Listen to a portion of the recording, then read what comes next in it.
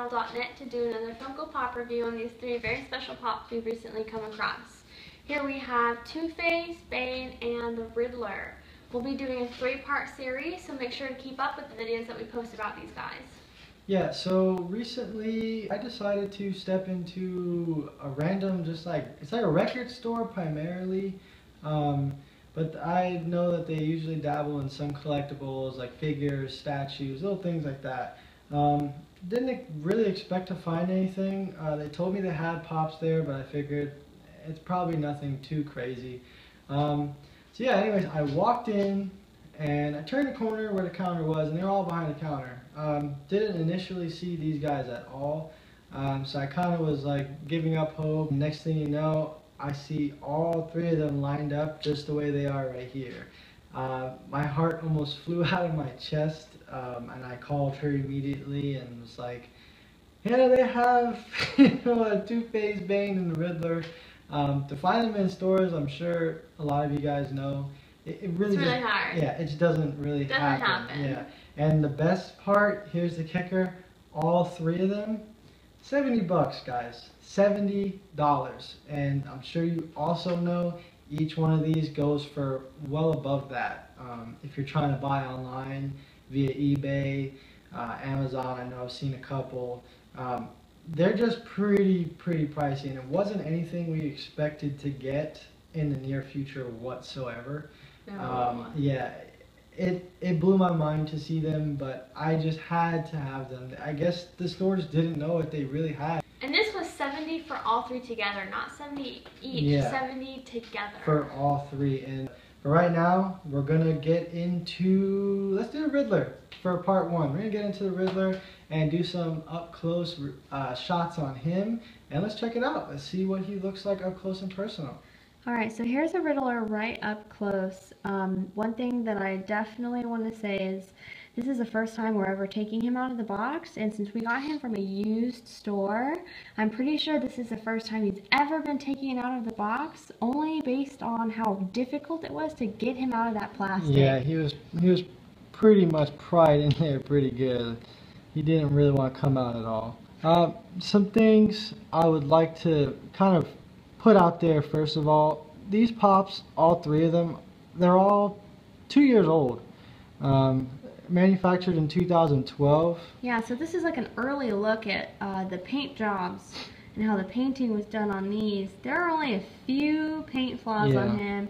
You can see right above here on the top of his purple belt there's green on it. Yeah. And on his left eye there's a little bit of the white. You can't really tell in the video, but in person there's some purple showing through the white, like it wasn't solid even on there. Yeah, and then of course his hairline on the side, a little spotty. Hairlines are always difficult. And there's some purple underneath on the sides, but I mean when you stand him just straight on, it looks really good. Yeah, he looks good. I've got to say, I'm very impressed.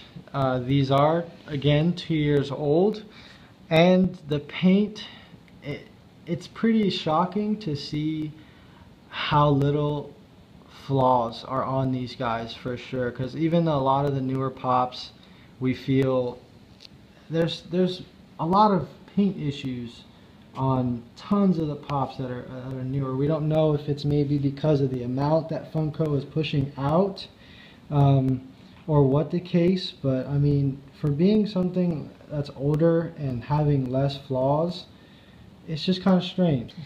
I think the most well done painted part on him are the question marks.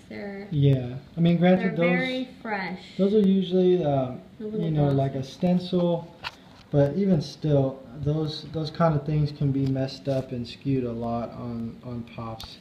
We're pretty much blown away, and we were speechless when we actually saw them in person and were able to hold, you know, the box and kind of look in through the window, because like we said, it's the first time we ever taken them out, and probably going to be the last. We're going to get protectors and keep these guys well secured. We're probably never going to take them out of the box. So yeah, and he's also got his, you know, his gold cane with him. The paint on the cane is, you know, that's pretty good. I was kind of surprised to see that there wasn't any purple on the gold or the gold on the purple. Yeah, I mean, overall though, I think that It's a very, very, very nice pop, and Funko did a great job at executing all the lines and even the sculpting. I mean, there's not a whole lot going on with him. Yeah, he has a very basic mold. Hannah did say something about his costume, which I kind of agree with. I wish they would have did the all over question mark. Yeah, in the movie, the Riddler's costume, I loved it with all of the different question marks all over it. This one's pretty simple, but you know, it's okay. Yeah, I mean, again, very small things wrong with him.